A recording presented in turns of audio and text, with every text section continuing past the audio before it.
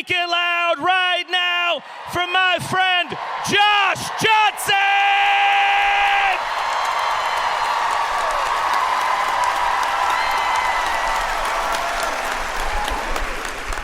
Is this really happening? Is this really happening? Was a thing that I found myself saying. I was with my friends and we were hiking, which was a mistake.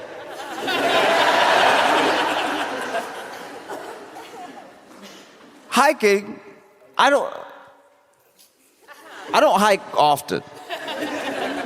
Even the first time I went hiking was a bit of a trick, because they said it was a walk. Which is technically not a lie, but it's not the walk I was anticipating. You can walk places. I could walk here. Hiking is going up nature steps for no reason. I'm not being a hater, by the way. If you like to hike, hike. Go take a hike.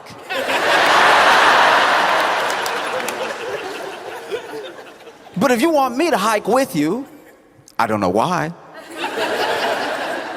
Maybe I'm just good enough company that they're like, oh, we'll miss them. Let's hike together. As soon as I'm walking up, we have a problem. I like a walk. I like to go on a walk. That's how they got me. As soon as I'm walking and the steps are not, we've figured out steps. We have figured out the rise and the run that'll actually be decent on your hips. You want to get some exercise? Walk up that thing that Rocky ran up. This thing, I was like, eventually I'm like, where are we going? And they're like, to see the view.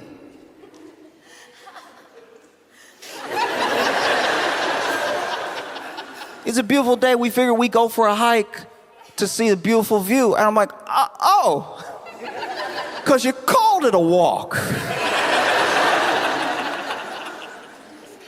And then we hike.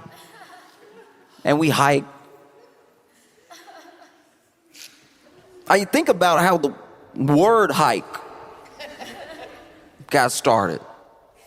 It's probably somebody going up for no reason. Seeing somebody coming down, because that's the other thing. Whenever you go hike, there'll be people who already hiked that you'll see on the way, and they'll give you hope. It's sick. It's sick. They will give you hope because now that it's easier to go down. You can fall down. It's easy to go down. So then the people that hiked up already, they were already tall. They were already there. And then now they turn around, and when they see you, you'll ask a question. Like I ask a question because I'm not enjoying hiking. So then I'm like, how much further? And I hate the way I ask. It's not exactly a manly way to ask. I'm not even putting on any like tough face. I'm like, how much further? And then they're like, you're almost there and it's beautiful.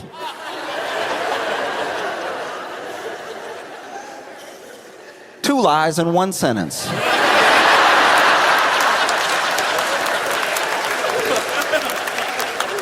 Two. It feels like you're almost there to them because they turned around. They're going down now. It's easy. Going down is, smooth. They forgot when they were where we are. They've turned around. They don't even care how long it takes to get down because you're always almost down. If you get real tired of walking down, you can lean. Gravity will take care of the rest.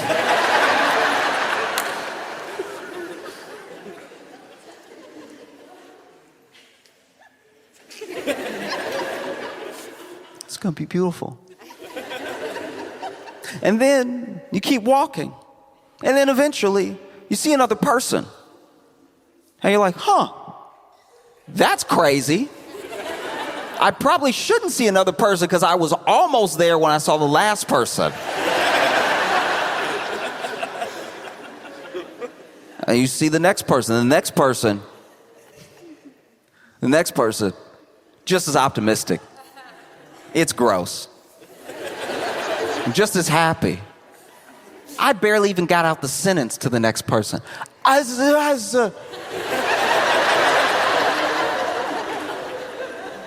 It's much further.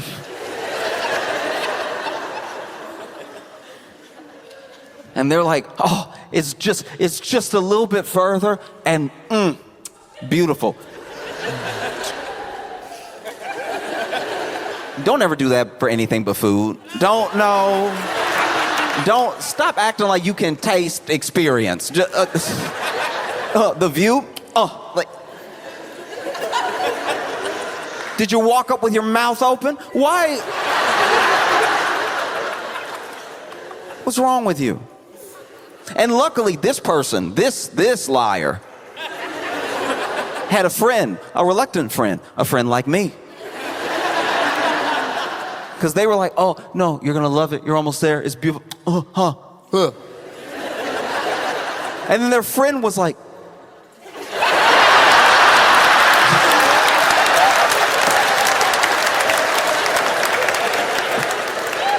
friends over here. Which is also crazy. I was like, why would they just telling us with their eyes? Like, clearly, I don't know.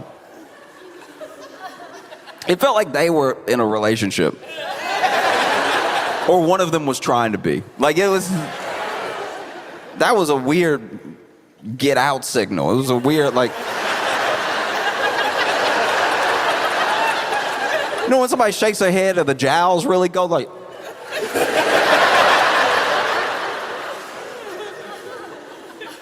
We go up. We go up. We go up. And then I see another person.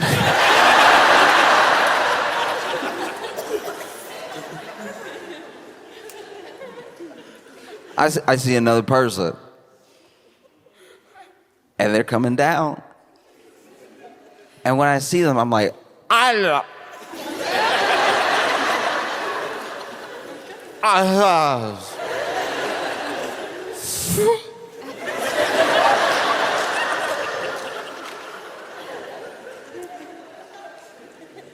And who knows? Maybe it was like looking to them. Maybe we were having a very specific moment. Maybe they used to be like me because they somehow, genuinely, they somehow understood me. And they were like, it's right behind me. Kept walking down. And then we get up there and I see the view. That is cloudy.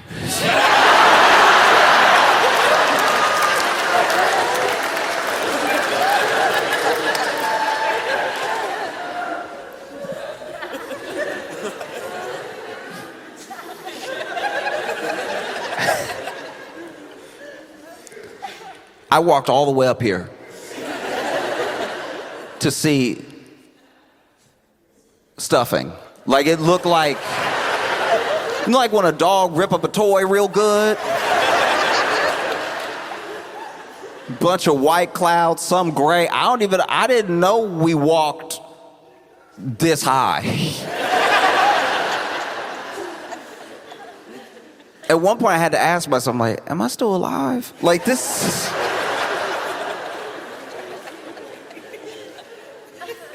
Is this happening? Is what was going through my head when I saw it coming at us. This turtle.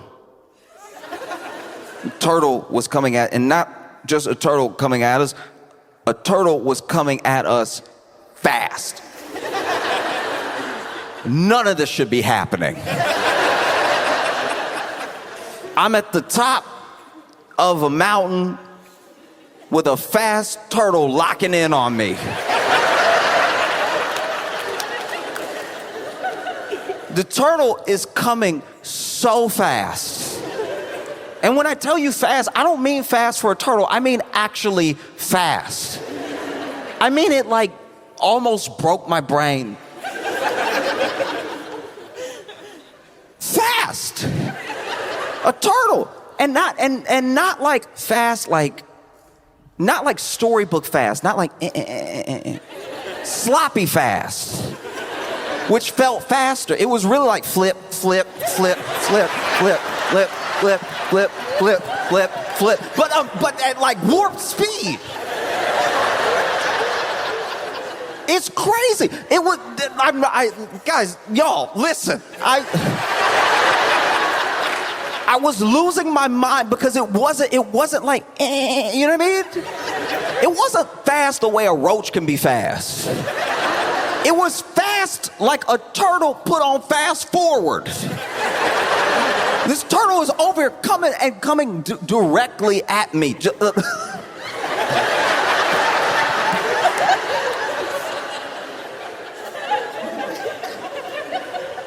And so appropriately, I scream.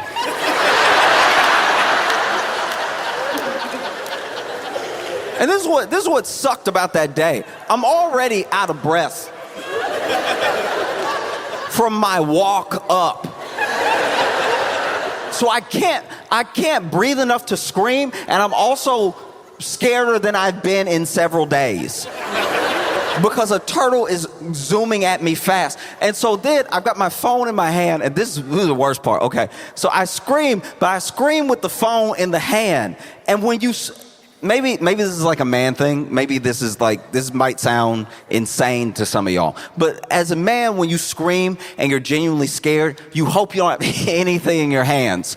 Because the way your hands shake the thing in your hands betrays how scared you are. If I scream, but I don't have anything in my hands, I'm like, ah! That's life. I had my phone in my hand, so I had a visible representation of how terrified I was, because the phone is like, ah!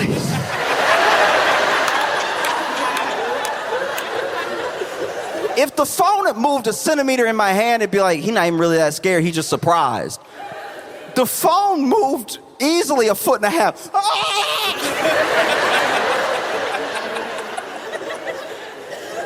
And then I seemed insane to my friends because I saw it first.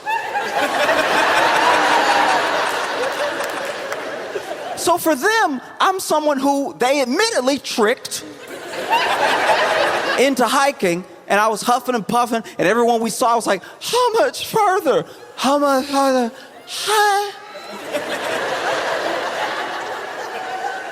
And now we're at the top, and they're mad too.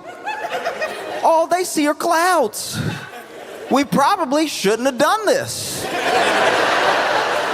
There's plenty of places to exercise. And then they're looking out at this disappointing view, and they hear, ah!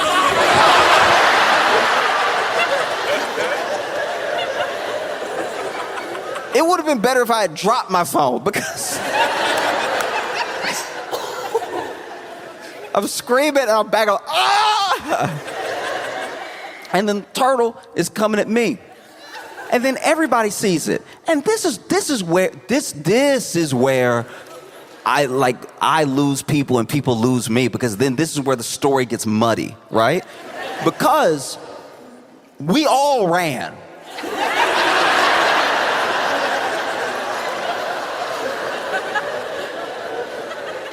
Everybody ran. I turned around, everybody with me. So we were all scared. And everybody ran, right? But then, after we run, after we're safe, now they want to tell me that wasn't a turtle. I saw it first. I saw it the longest. I decided what it was.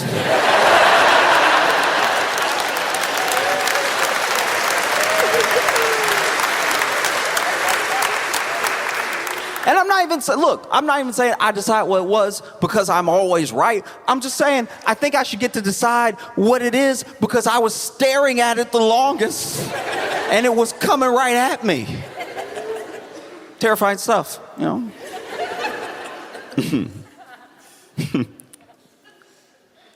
Do you like care? Do you, like not about that. Do you like do you No, do you care? Because okay, there are things that happen sometimes that no one can agree on like the proper etiquette for how to handle because there's enough going on socially that people start making up rules as they go to sort of get through life. And then after a while, you know, now that we're not like in the wilderness anymore, and now that we have like modern technology, now there's a little bit of breakdown. There's a little bit of breakdown in like what's proper etiquette, right? So for me, this is my thing, and I'm not asking you, don't say anything out loud. Answer the question in your head, because I cannot tell, and I've had countless arguments about this. Is it messier to answer the phone on speakerphone and not tell somebody they're on speakerphone? Or is it messier to call somebody knowing you want to talk mess and there's a possibility of being on speakerphone? It's hard to tell. They're both not good. It's happened many times. Many times I've been in the car with somebody and they throw speakerphone on. They either are, you know, trying to drive responsibly, or they just love answering on speakerphone because they love having their hands free and they don't have their AirPods in or whatever, right? One time, I was with some friends and they were calling some family. We're in the car and family member picks up. But it's not who they call, it's the kid. The kid calls and is like, hi. And we're like, hey, how you doing? Like, oh, I'm good. And this kid doesn't care that they're on speakerphone. They don't have anything to say that's like, you know, hush hush. But they're like, what are you doing? And the kid is like, oh, I'm just eating hot dogs and sitting on toilet.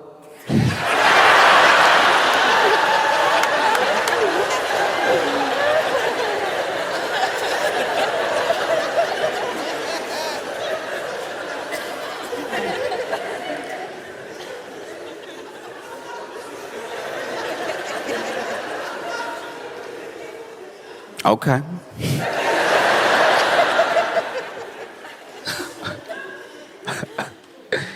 Okay. Good talk, buddy. Many times it's been, you know, conversation,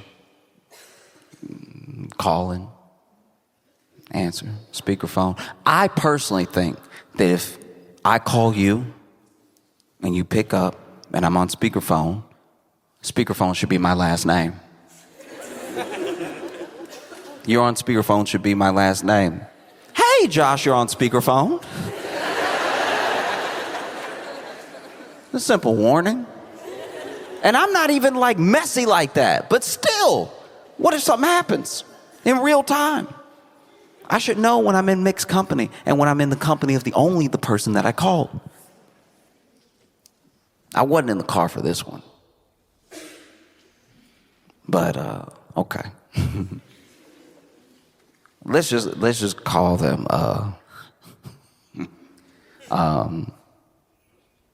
Mark and Sarah. Mark had been away on some business, and this was back in the day before like Uber. So you really needed somebody to pick you up from the airport if you didn't park your car at the airport beforehand. You know, you could call a taxi, but it'd be quite a while and everything, right? And so Sarah's mom picked up Mark at the airport, and they had schemed together to surprise Sarah with him being back in town early, because she was already supposed to have a little picnic with her mom, and it was just going to be one of those picnics where it's like the mom comes and she's like, "Who's that behind you?" "It's Mark." "Oh, wow." Before YouTube, so it wouldn't have gone viral. And so then Sarah's mom, thinking it would be like a cute little thing to like tee up what they were about to do, calls Sarah just to be like, "Hey, how you doing?" "Oh, I'm good. I'm excited for our picnic." "Oh, so am I. Have you talked to Mark today?" "No, I haven't talked to him today." "Oh, okay. I was just wondering." Just, a little primer for the surprise, right? And so she calls her, and she's on speakerphone, and Sarah picks up, and she's like, "Hey, how you doing?" "Oh, I'm good. I'm good. Excited for our picnic." "Oh, so am I. Have you talked to Mark today?" "No. We haven't talked today. And honestly, it's probably important that we do, because I don't know."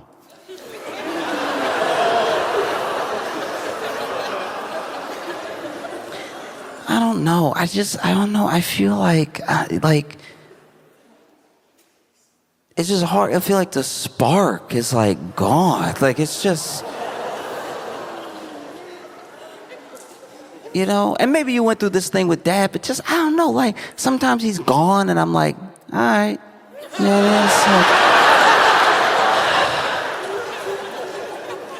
This doesn't really feel like it used to or anything. And even when he gets back, I'm like, not that excited. I should be more excited.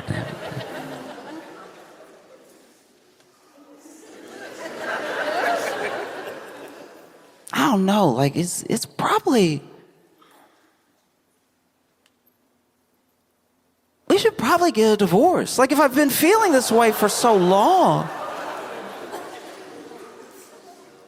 And Sarah's mom looks over at Mark like, "Ugh."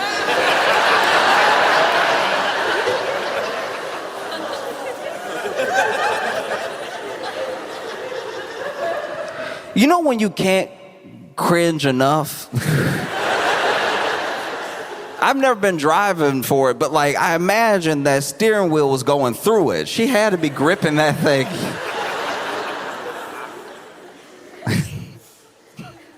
Like the car was about to take off and fly away.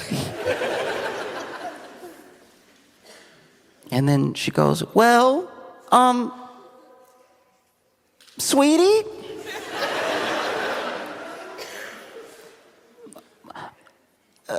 Mark's with me now." And Mark goes, "Hey, honey." Then she goes, "Oh.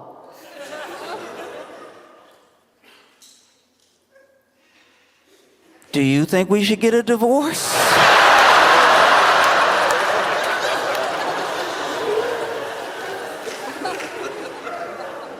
And it's like, do you even care that you're on speakerphone? Like,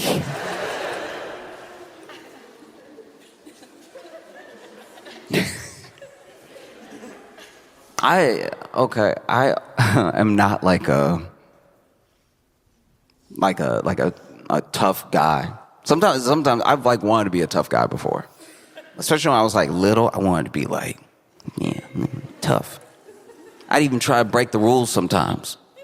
You know what I mean? I'd have a pen, and I'd walk right up to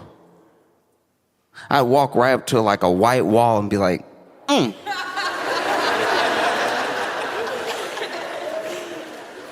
Vandalism. Deal with it. Like I wanted to like be bad, but I just didn't. I didn't have it. Even now, it's like it's never done a drug. I don't drink or anything. One time I was like, you know what? Why should I deprive myself? Everybody seems like they're having so much fun. You know what I'm gonna do? I'm gonna have virgin margarita. I wonder what the flavor is.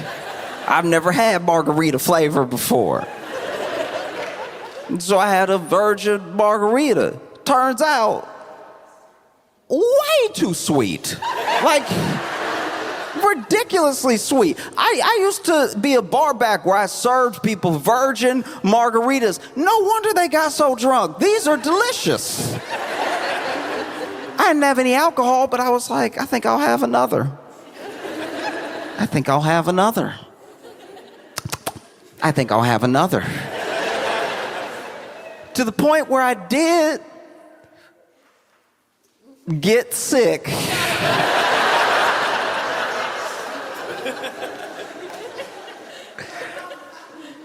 I got sick off virgin margaritas. And like real sick too. Like, called my friends. I was so sick. I was with some friends. I called other friends. I called friends to be like, you know, y'all been drunk before. Y'all have had your benders and everything. I don't have any alcohol in me, but I got like the other half. I got like all the sugars. My stomach hurt. And like, look, I don't like that it happened, but I was not throwing up. I was just saying ooh a lot because it felt like I was gonna throw up, so I kept being like ooh,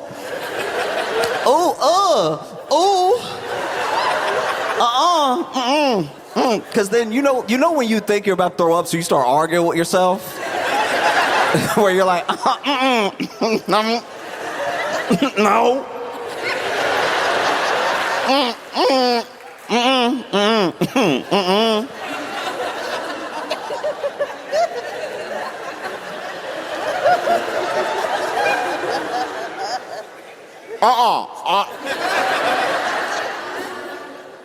I'm telling my friends, I don't, and they're like, do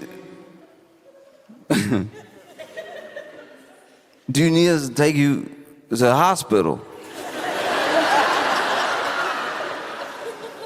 I don't know if I'd live it down. I don't know if I could live down being rushed to the hospital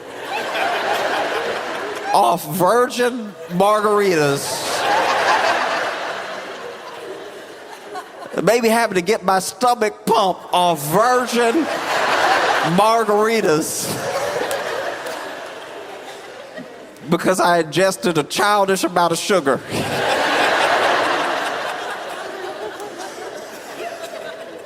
But they were like, I called my friend, and they were like, do you need us to take you to the hospital? I was like, who is us?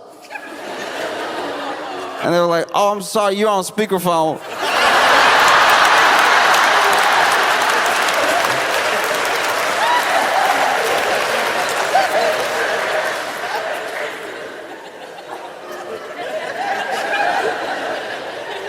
There's no way to take your cool back off speakerphone. I was so embarrassed. I was on speakerphone, and then I muted.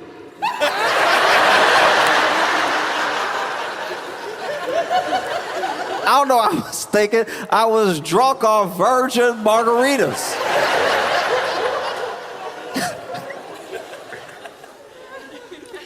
Oh. But those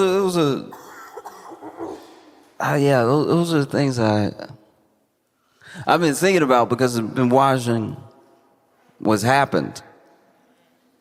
Whether you like Jimmy Kimmel or not, whether you watch the show, whether you care about his show or him, or like, it's television. I've heard all the excuses. The excuses came quick. The excuses came quick because this is unprecedented. And when things are unprecedented, you wonder should you do something?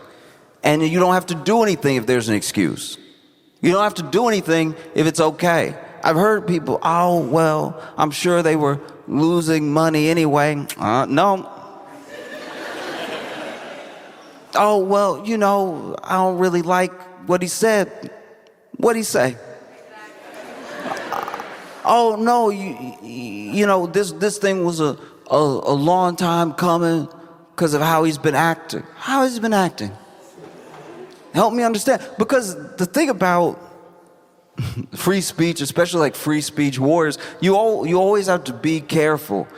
Who actually cares about everybody's speech? Who's an actual absolutist, and who's just trying to like get in? Who's just trying to sneak in? You know? Because there are some people who have some heinous things to say, and they want to be able to say those things, and they use free speech as their anchor. That's their in. They wedge themselves in that way. But then, when it's their turn to talk, what they actually want is for other people to not be able to talk. That's what they've wanted for a long time.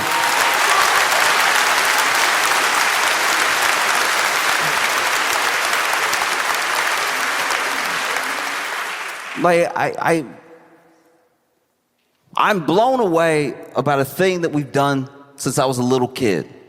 When I was a little kid, it was explained to me that we had all these sorts of rights, and that these rights were fought for, and that these rights were things that we had that other people didn't have. There are other people in other countries that weren't as fortunate to have the rights that we have, right? And there's always been something that bothered me about that sentiment, about that idea. Because your freedom, your freedom it's yours because it's yours. Nobody can give it to you. Nobody can make you as free as you were born. Life gives you freedom. You're supposed to be free. You're supposed to be able to say the things that you think. You're supposed to be able to express yourself. Government can't give you freedom. It can definitely try to take things away, but even within what it tries to take away, it can't really take it away because the freedom wasn't given to you by the government to take away. Government can, you could buy a house at auction. Let's say somebody fell behind on their property taxes, so now their property's up for auction. You buy it, then you fall behind on those same property taxes. Government takes it away. It was never really yours. Freedom doesn't work that way. And so we walk around and we talk about how we have all these freedoms. These are our freedoms, and they're not from a government. These are God-given things. These are things that you were born with. These are things that nobody can take away. Even if they try. Even if they try. Look, they've tried with people throughout history. And there are people that live in a world without those freedoms, right? But even the resistance to express yourself is still your freedom trying to like sprout out of all of that cover. Your freedom is yours. I can't stress it enough. It's like saying, government, let me keep all my toes.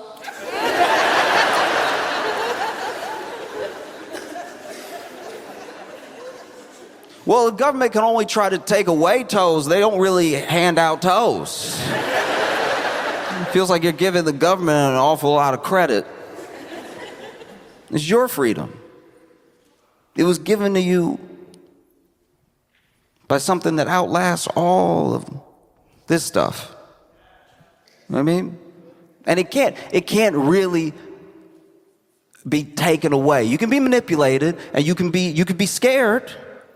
You could be angry enough, like some people are angry enough, to let someone's freedom of speech be taken away. You could be fearful. You could be so fearful that just the threat of an investigation, just the threat of some sort of government overreach makes you cave before there's even a solidified threat there. You know, you have a fear, you have an anger, you can have a hate that goes deeper than an anger. You can be so confused about what's going on, you just want someone to make a definitive statement about anything. You'll just go with it because you hate not knowing, you hate uncertainty. And then you see something like what happened to Jimmy Kimmel happen. And then you see people ask, is this really happening? Because it was never supposed to be able to happen here. And it's because of a lie that we told ourselves. We told ourselves that every country and everyone was different from us. Which is why we don't recognize ourselves when things that are only supposed to happen in other places happen here. You know? That's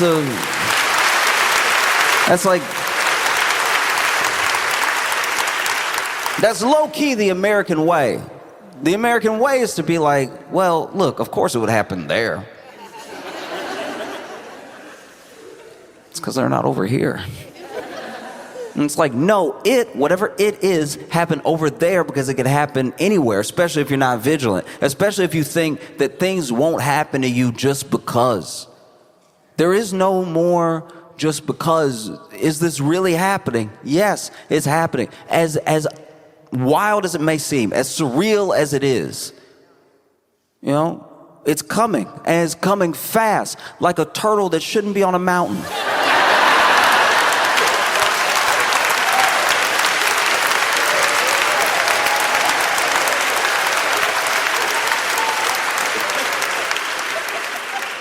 Is this happening? Yes, it is happening.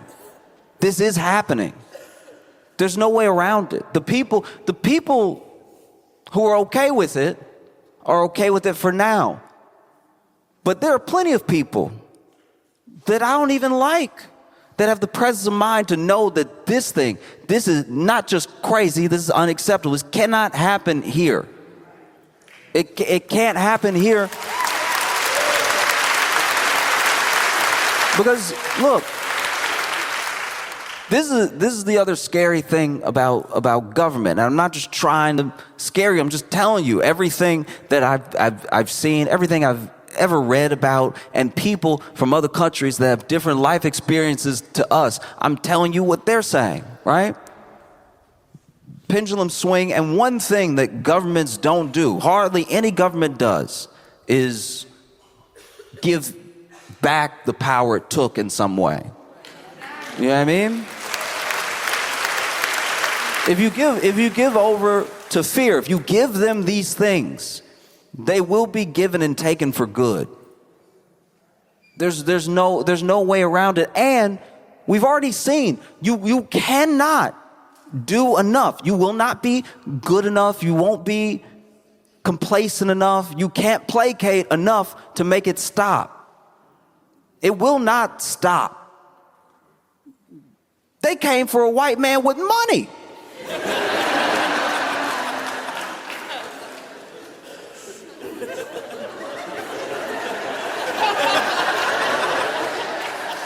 Do you know how nervous that makes a black guy?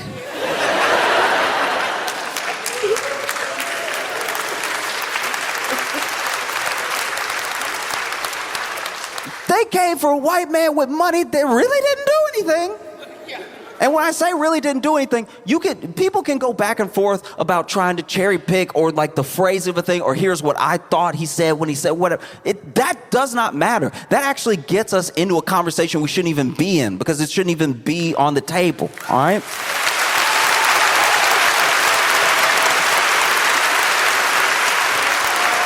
It is not going to just go away, and it's not going to just stop. So then it's important. Do you care? Because if you care, that's very different. If you're scared, it's understandable. Plenty of people are scared. People with money are scared. ABC was scared. Disney was scared. You know Disney. Oh, you know Disney. Disney was scared. Disney, the same people who come up from behind you if you draw a picture of Mickey and go, what do you think you're doing with that, huh? Huh?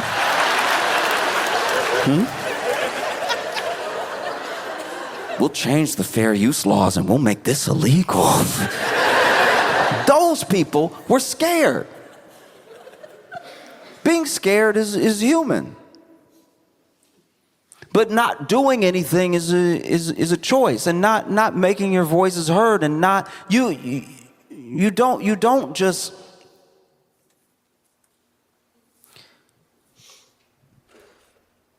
just take for granted what's happening. I think that there's, in my opinion, not enough alarm bells sounding. You know what I mean? Because we all saw it, but it's like in a hush, in a whisper, and I'm wondering why that is, because this man still loses in court.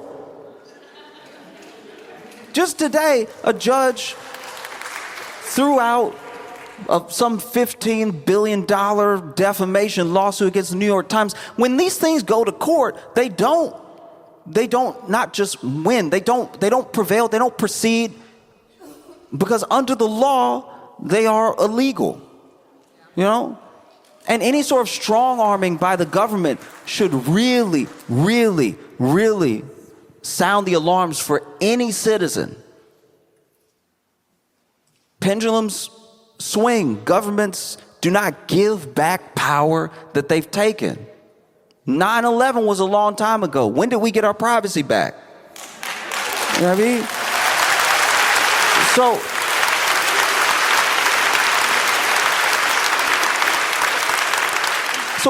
if it happened with privacy and then became normal and then you didn't really care, the same thing could happen with speech. All of a sudden you're like, oh yeah, I guess I should get Grok to proofread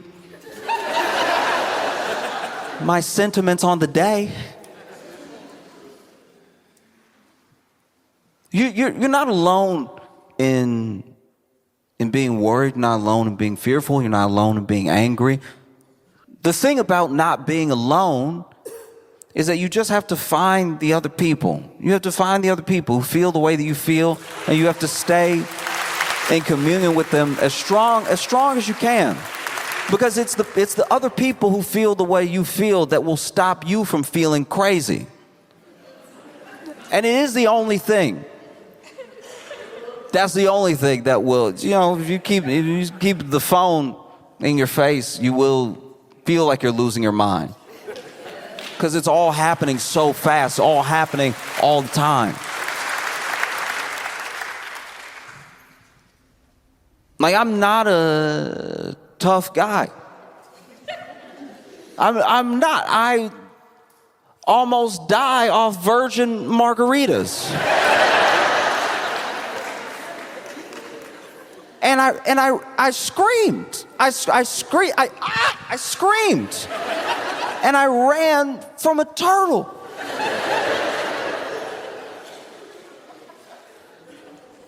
But I can't run from this, and neither can you.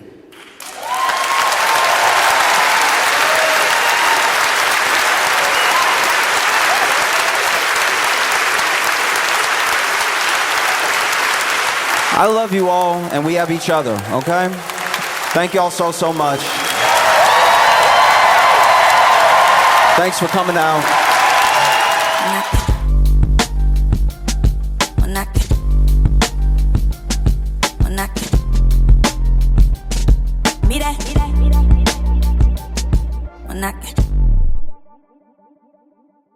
Give it up for Josh Johnson.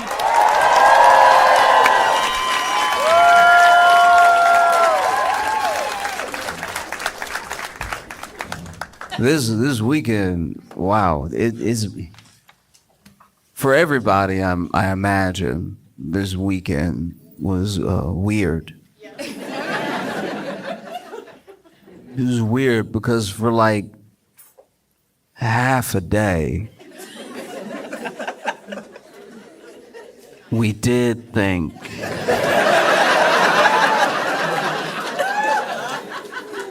half a day. That's so long.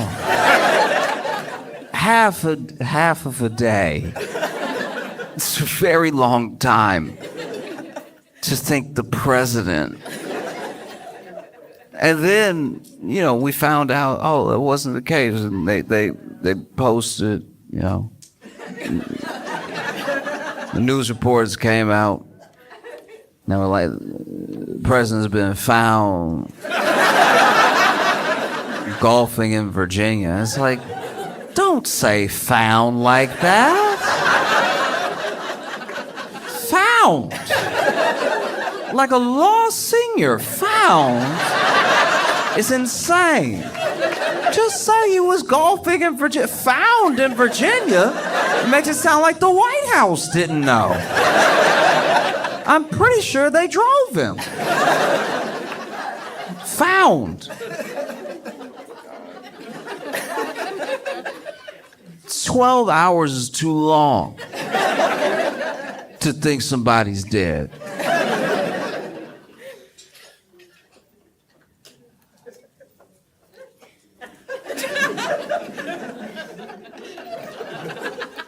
My buddy lives with his grandpa.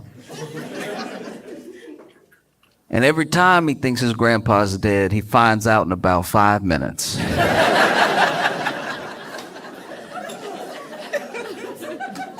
His granddad does that sleep you only do when you old. You know that sleep where you like... I don't know why, but like it seems like after 70, people just sleep with a little bit too much neck. You know what I mean? Like his granddad can't just go to sleep. He always hit the like that's a very dead way to lay. That's how Talia died at the end of Dark Knight Rises. She's like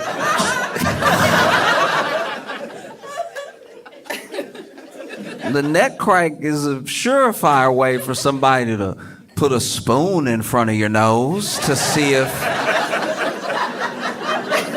you're still kicking. He does it a lot, apparently, you know, because his granddaddy sleeps pretty deep. There's that whole thing about sleep being the cousin of death, and I think it's his granddaddy's half brother, because not even a snore, not even a you know what I mean? He said he always thinks his grandpa gone when he take a nap because the way he falls asleep, which to be fair to my friend, this is I've never seen this in anyone else in my entire life.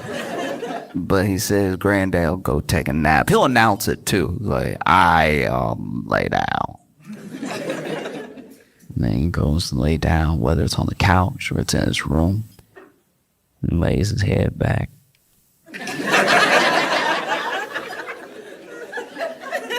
And he said the way his granddaddy falls asleep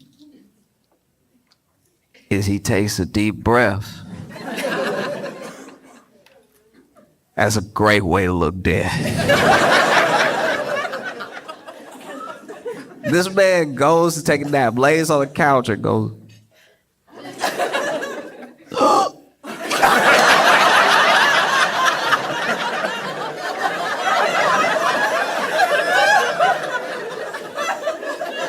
Now, to be fair to his granddaddy, every time he wakes up, he does finish the breath.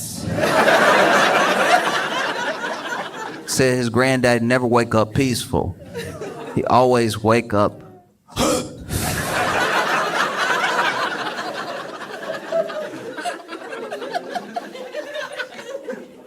But even then, he's never wondered if his granddaddy was gone for 12 hours.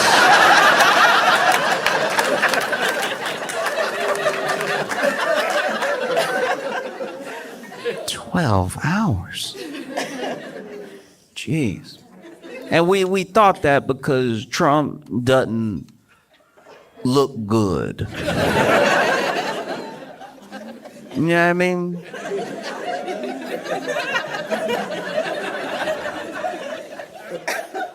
He just finally looked like he act like. You know what I mean?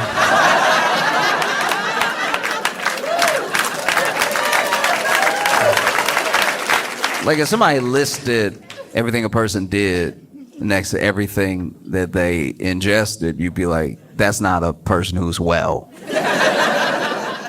And finally, he doesn't, he just doesn't look like he's doing great. I didn't even know the term. He had some venous thing. Turns out that venous thing was his ankles. His ankles, I don't know if you've seen them. World leaders have seen them.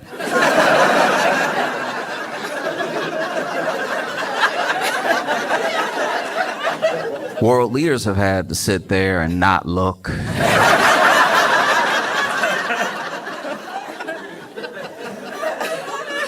In case you're not familiar, look, Trump's ankles are...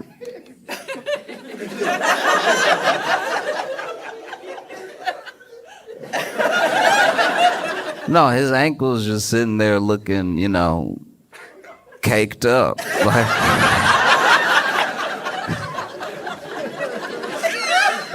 I mean, he got some thickums under those socks. Trump's ankles have quite a bit of booty.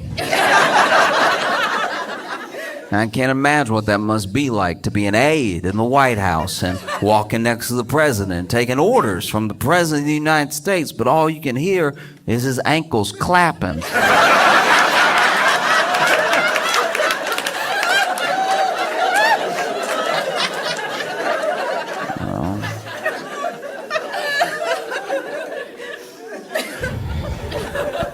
Yeah, it's tough.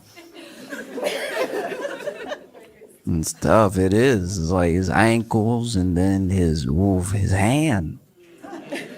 That hand. His hand is black. Like, it's just... Imagine being Donald Trump and turning black.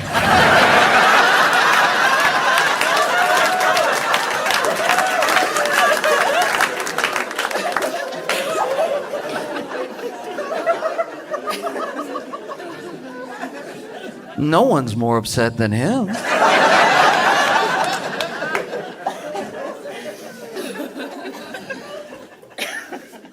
No, that's bad. That's tough. He's over here trying to live, and if you just don't have something on the schedule, people assume.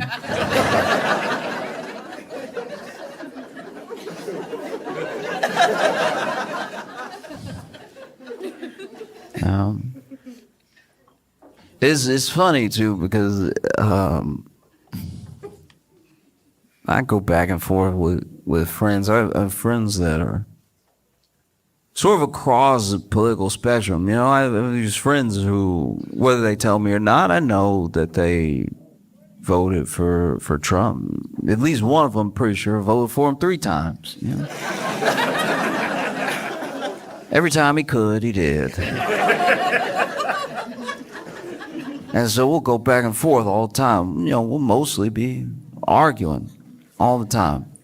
And we argue about a bunch of things that aren't Trump as well. Like sometimes we'll just argue about like whole social issues, whole different policies and everything. And maybe it's because I've known him longer than Trump has been president that I feel like having those arguments is, to me, worth it. I don't ask anybody else to do everything that I'm doing, but I think that there is something to get to the bottom of, and it's what we are gonna do when he's gone. Do you know what I mean? Because I think that right now it's easy to put everything that's happening and how we feel about each other on one person, because it's sort of the catalyst for all this stuff. But the groundwork was being laid long before he ever became president. And so whenever he's gone, we're all going to have to figure out a way to relate to each other. Because it's not as if all of the problems begin and end with him. He's just one of them.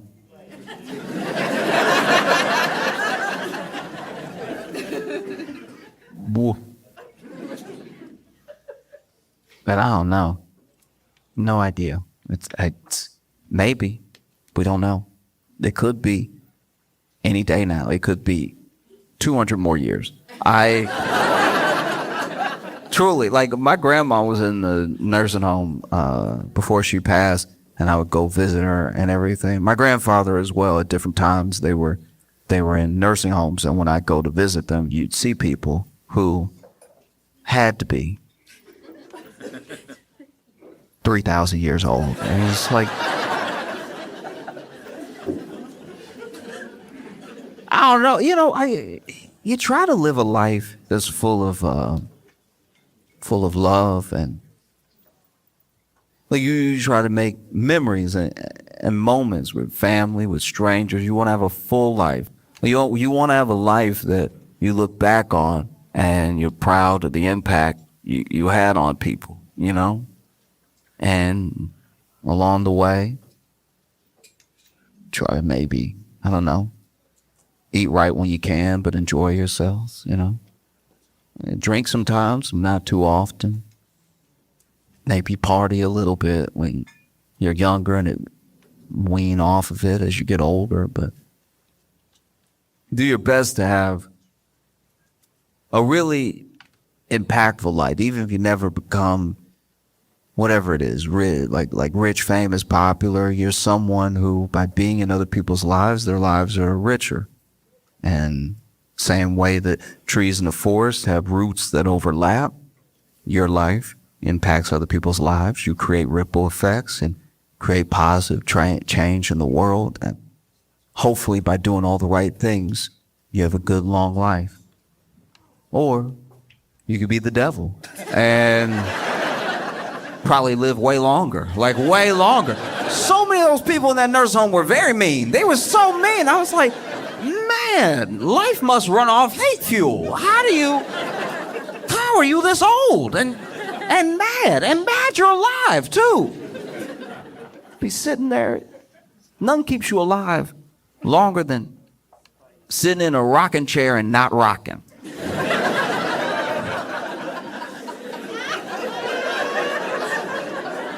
Imagine, you gotta really be a bad person to sit in a rocking chair, have the joy of rocking and not even want it.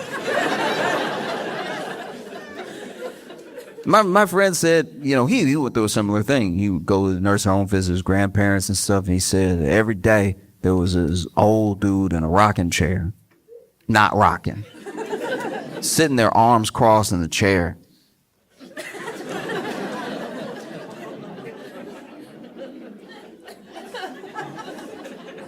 Everybody walked by. People would say hello to him. Finally, he was like, you know what? I say hello to this man when I pass him, and we never really have a conversation. He doesn't speak to me. And I don't take it personally because you never know what people are going through. Some people, you might think they're being rude, but maybe they have something going on. Maybe they have dementia a little bit, or maybe they're in their own head about something, trying to remember something, doing something. So he said, I'm going to make a point the next time I go there to have a conversation with him. You know what I mean? Because that's the one thing he said he never saw anybody do. And so next time he went to visit his grandpa, on the way out, he walked up to him and he was like, hi, how you doing? The man said, I'm alive. And he's like, well, I hope you're having a good day. He's like, why would it be a good day? And, well, it's nice outside and everything, sun shining. You're in a rocking chair. And he was like, I'm in a rocking chair. I don't like this rocking chair. I just sit in it so nobody else cares.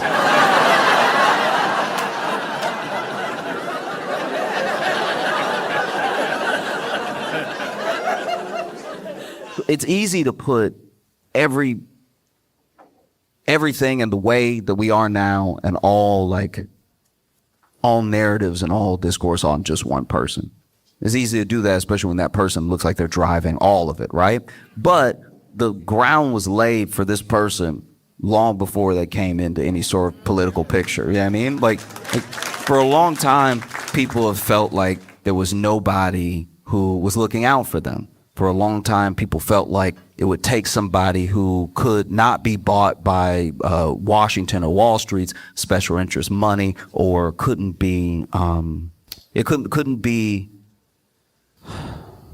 twisted in whichever direction by lobbyists, or was looking out for people because they weren't motivated by money, and they weren't motivated by the promise of getting rich, and the thing that we came to believe as a country almost. You saw this way before Trump ever entered the political pictures, that if someone was at least independently wealthy, maybe they wouldn't be swayed by the money. You know what I mean? And there were those people across political spectrum that felt like there was no one looking out for them, that slowly everything that was their quality of life and everything that they earned was eroding away piece by piece, right? And that they just needed someone to step up who would stand in the way of all that and wouldn't be swayed by it. And unfortunately, that person never showed up. But like... And so I have these arguments with my friend, and there was one point where I'm going back and forth for a while, because I felt like for everything that he said, I was saying something that was a reason why he shouldn't trust Trump on it, or why I didn't think it was something that was going to happen, you know? And finally he goes, well, you know, he's a businessman. And I had heard this before, and he said he's a businessman. And I was like, oh, he's a businessman. He's a businessman. He is a businessman. He's a businessman, though. No, like he is a businessman. He is a businessman. He is a businessman. He's a businessman. He is a businessman. You said he's a businessman, and he's a businessman. You told me he's a businessman. I've heard this before. He's a businessman. I'm just making sure that I understand what you're saying. He's a businessman. He is a businessman. He's a businessman. So even you didn't say good businessman. You said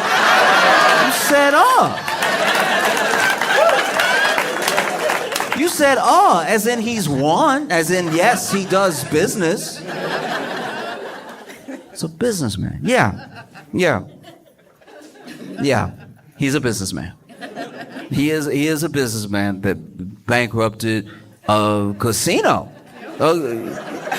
You know casinos. You know those things you don't generally leave money with. He bankrupted a casino. He's a businessman. He bankrupted a casino. A casino, though. He's a businessman. It's a businessman. Bankrupted a casino. And look, I'm not a businessman.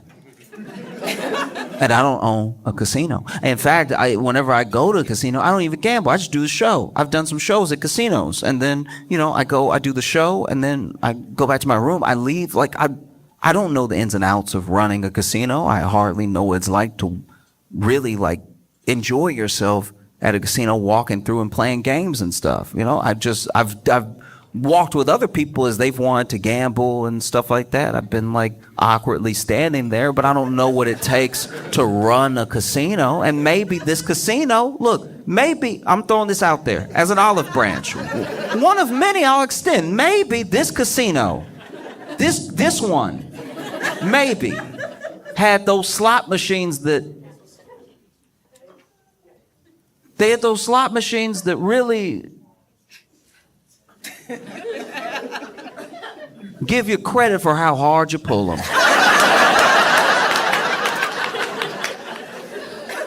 You know what I mean? You pull that slot machine as hard as you can, and the slot machine's like,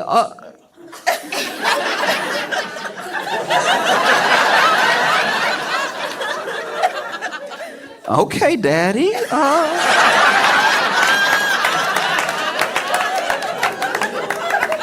Nah, I gotta get you a little something for that. No, I don't know, but he knows because he's a businessman. He's a businessman. Maybe I'm throwing it out there that at this casino they had, working for the casino, blackjack dealers that were as bad at blackjack as me. Maybe. The dealer, you'd be at his table, and he was like,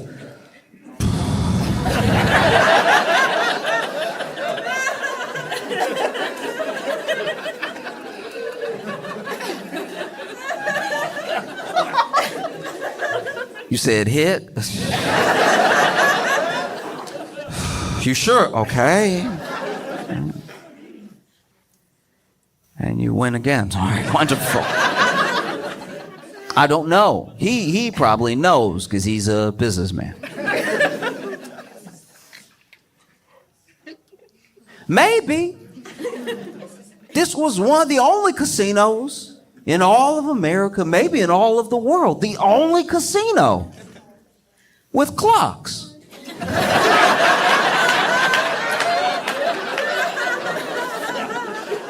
Who knows? Maybe just over the poker table was a clock, and people were like, 9 already? I should go home. I've been here for quite a while. I don't know, but I'm sure he knows because he's a businessman. He's a businessman. Bankrupted a casino. A businessman.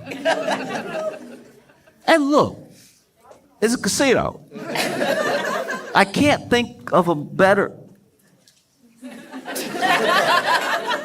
People come and drop off their money and leave. I can't think...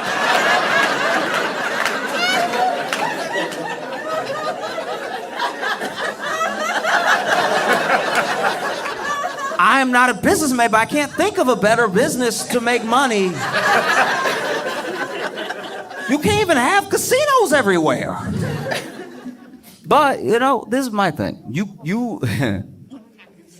A part of me does understand how someone could think all we need to do is get a businessman in there to fix everything, because I think that America runs so much like a business, even in the parts that it shouldn't, that obviously we're going to think everything translates to business. You know? Like I didn't, this was where I was naive, I'll tell you right now. I thought that even if there was no national pride or community, or even if we couldn't find some sort of like camaraderie as Americans, we at least, at our very core, loved money enough. I thought we loved money more than anyone loved him. I thought as soon as somebody messed with the money, we would all come to our senses and be like, yo, not the money. That's the only thing holding this together. But then you see there are people whose lives have already been ruined. Because of his policies, you could lay all the blame at his feet, and they're like, I'll figure something else out. You'll figure something else out. That's crazy. That's a crazy thing to say. Especially when, like, what? 12 months ago, you were screaming about eggs. And now your business is in shambles. And you're like, who can say? That felt insane. But also, I think that if you look at America as a business, it would make sense that you would want a businessman in there. But the thing is, you can't run the country the way you run a business. You know, a company, if they are in dire straits, could lay off half their work staff and then try to keep things going, use that to stay afloat. A company can buy back its own stocks in an effort to enrich itself as a company, make those stocks worth more. A company has a fiduciary responsibility to its shareholders. A company technically does more for its shareholders than the government does for its people. And so I could see how people would be like, oh, we'd at least like to get that. That'd be nice, some dividends or equity, something. We'd at least like to feel solvent. But it just doesn't work that way. And I don't think it should. I think that a business now is very different than a business before. Like there's a thing that happened, and maybe it's only like my frame of reference because of age and everything, but I think that something happened in 2008 that we haven't recovered from still, which is that, like, for the first time ever, companies that truly screwed up beyond measure, like actually beyond measure, like they should have crashed everything. This is the type of stuff that you read in the textbook and then they, hung everybody. Like that's... We don't realize it, but that's the level of like nasty that it got in 2008. If you had, knocked off a couple 100 years and put it in France, there would have been a guillotine. You know what I mean? And instead, there was a bailout, but instead of a bailout of the people, it was a bailout of the companies, because we believe in business so much. We believe that everything works like a business, to the point where even the politicians, naively, maybe some of them sincerely, were sure that if we keep the business afloat, it'll keep the people afloat, because then people won't lose their jobs, and then people will still be able to get these services, and people will still buy these products, right? And what ended up happening is that, so many people were foreclosed on, so many people lost their jobs anyway, people's like 401ks and retirements were destroyed, and then the people that they gave the bailout to sort of, trickle down the economics, something got stopped up right at the top. And so people who had wrecked the economy beyond measure got a bonus. They got a bonus for wrecking usually when you break something.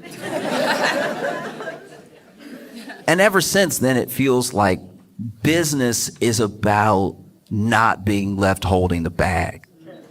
That's what real business seems to be now, is that you do everything you can to extract as much value as possible, and then you dip before everything comes crashing down, whether you dip because you sell the company or you dip because, you decide to shutter it after you've like fired everyone and ruined it as a service and everything.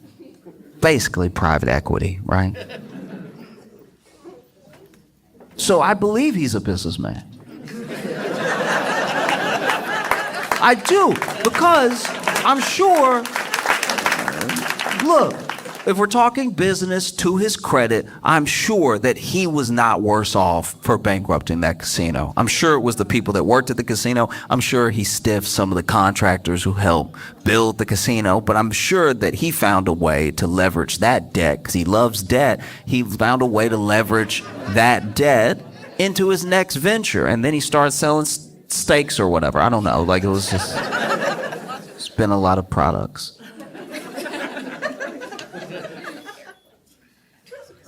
You know what else it is too, is that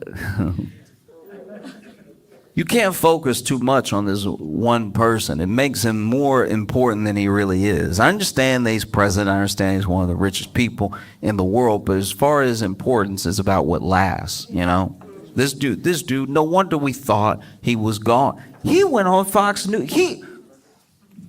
No wonder we thought he was gone. Trump went on Fox News. Everybody forget this. Trump went on Fox News and just started randomly, no one asked him, randomly talking about how he was trying to get into heaven. And it's like, then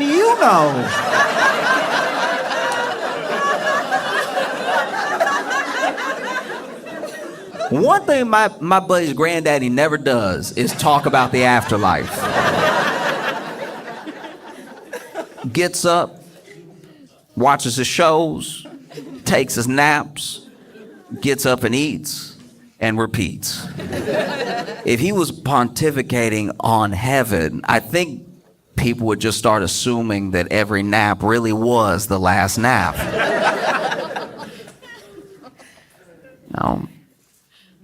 is because,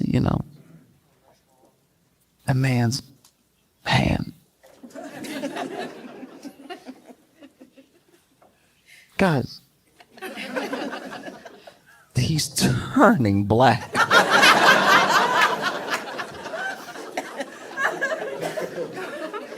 But I don't, look, I truly, I talk about Trump because he's in the news, but I don't really care about Trump. I care about people. What's going on with people? All of this is going to outlast this one person, And even in California, you see in California where there was one case, it seems contained and already treated and everything, but it is happening. One case of plague. You know plague. You know plague. Plague. Some would ask which plague. Apparently, the.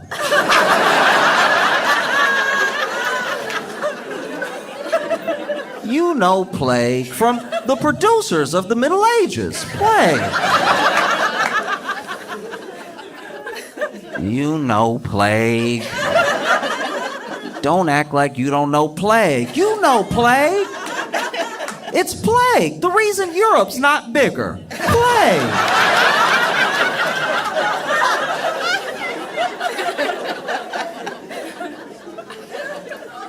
You know plague.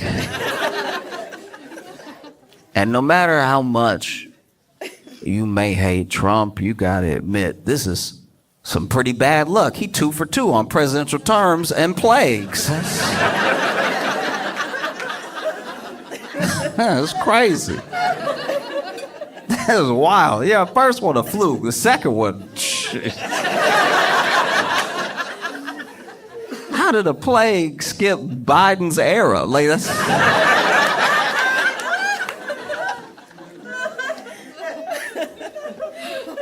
Plague. Because that's the fear, is that yes, they found one case, they treated it, they've even traced it back to a particular source because it's really a climate change issue because basically the fleas that carry plague are thriving right now in the warmer climate, and so then they're hopping on more rats, and then the rats might come in contact with people, right? And so there's always the fear, the possibility that it isn't just that one case and it isn't just contained to California. There's a real fear and a possibility that plague could have spread to the president's hand.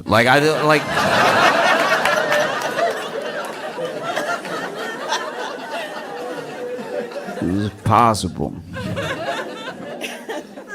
Because what we did and how do I put this? What we've done in the U.S. as far as presidents is it's not exactly like we're picking young ones. You know what I mean?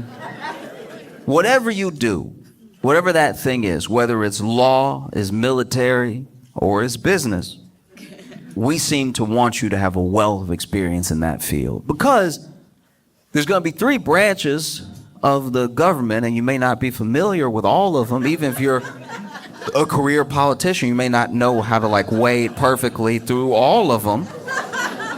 But, if you have a lot of experience in one thing, that could win you the trust of the people.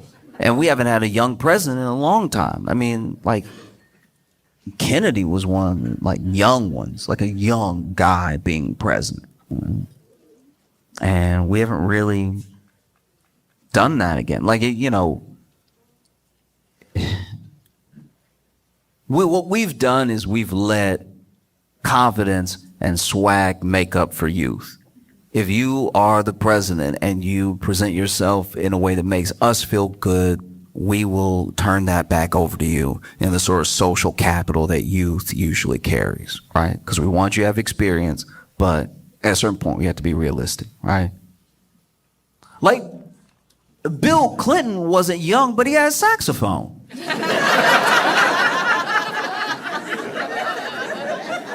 We had a saxophone, so we defended him. We were like, that shows lung capacity. Have you heard him play, though? And then you had George W. Bush. Look, George Bush wasn't young, but he...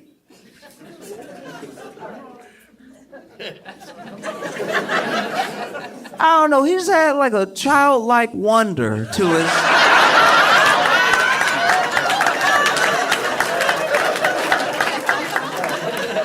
You could always tell when he was addressing the nation and he had also just learned a new word.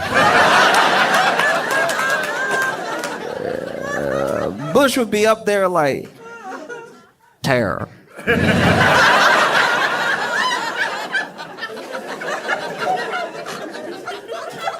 Did I do it good?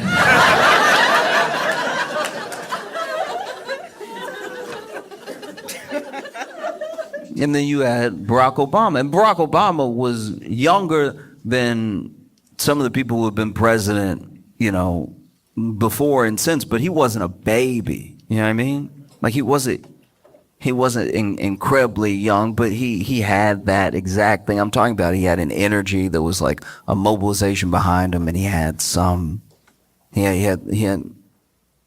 like some measure of charisma that made up for any youth he might have been lacking, you know? I remember when Barack Obama sang that Al Green. That was incredibly uncomfortable.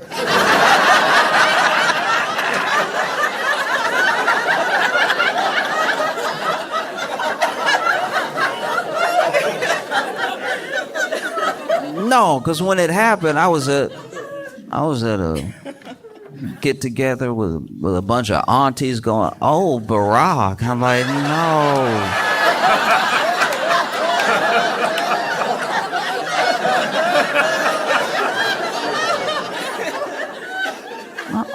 No, I'm trying to have my dinner right now. What you doing?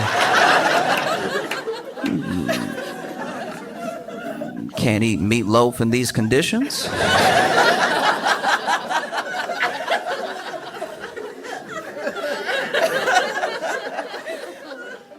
And then you went from Obama to Trump, and Trump had that energy. He had people behind him, and he came off youthful because he was like a schoolyard bully.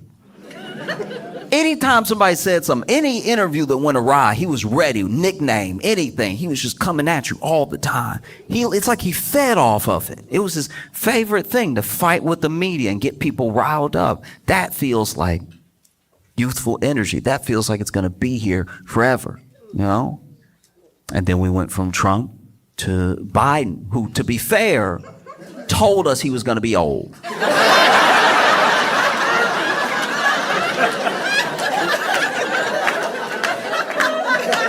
I've talked about this before. We were coming at Biden. We asked Biden, and Biden was like, "Are you sure? I got a Werther's in my mouth right now."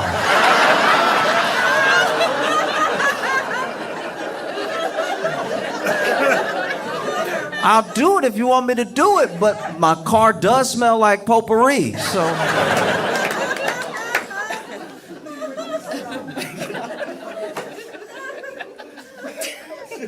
I'll do it. If y'all want me to do it, I'll do it. For real. If y'all like, no. Like if I'm the only one that can stop them, if I need to do it, I'll do it. But just know, when I shake world leaders' hands at the G7, G20, whatever, my hand will pop a lot. Whole handshake. It's gonna sound like Orville Redenbacher.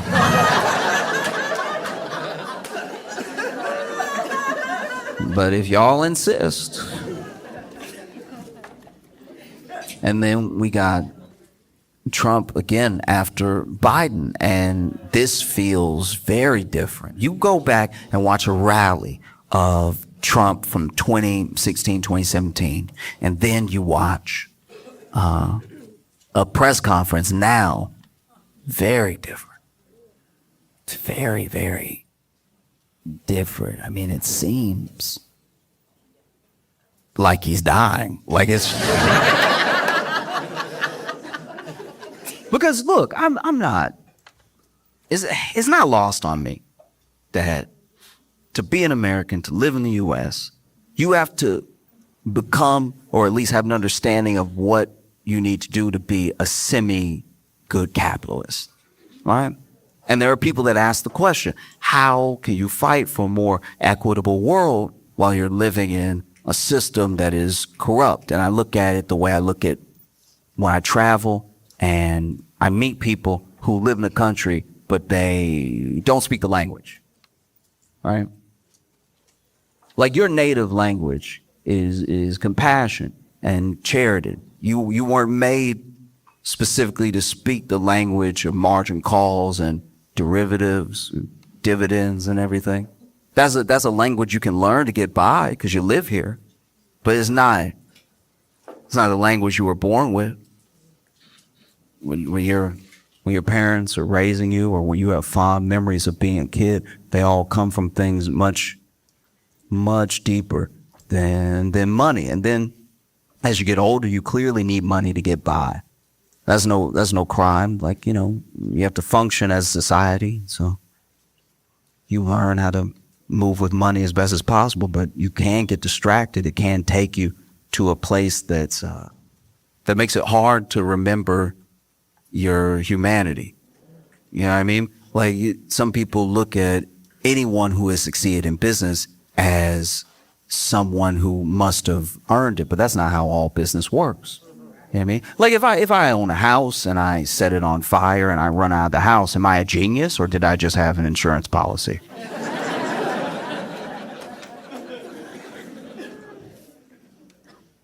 Maybe both, but maybe I'm a crook. You know? Like only solvency that you have to contend with is your soul. You know what I mean? The solvency is defined by a company's ability to pay its long-term debts, right? If a company's not solvent, you have no trust in that company, and you probably shouldn't invest in that company. And as long as we're keeping it to financial terms, a soul works in a similar way. Depending on your belief system, depends on if your solvency, your long-term debt is to God or family, your community or a cause. But like, you can tell the difference between a religion and a cult by how they measure those solvencies. You know what I mean? I'm not saying that every major religion doesn't have its blemishes. It has people, so it's going to have plenty of mistakes in its history. But, a religion that only speaks to what is deeper about you and what is in you and what happens outside of all of this is probably worth looking into, worth reading about. And anything that brings it all the way down to the material good is probably a cult. You know what I mean? Just because a cult usually wants your money. They start off pretty good. A cult usually starts off with like a great party or something. And then like, I don't know, in about 3 weeks, they're like, hey, how much do you make? Dividends work the same way. Dividends get paid out. Companies will pay dividends to their investors, and those dividends go to shareholders. They go to investors, and if you have ever been the beneficiary of someone's kindness or goodwill, then you have dividends to pay throughout your life, And I don't know if that can be understood if you only understand business. Country isn't a business. It just isn't. You know what I mean? Like,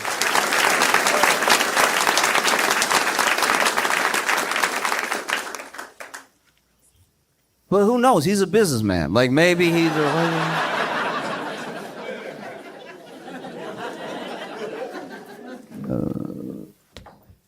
Trump is a businessman the way JFK Jr. was a pilot. You know what I mean?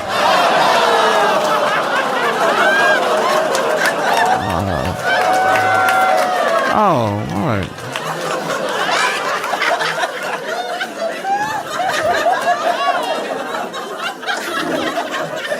No, you should groan. You're on the plane.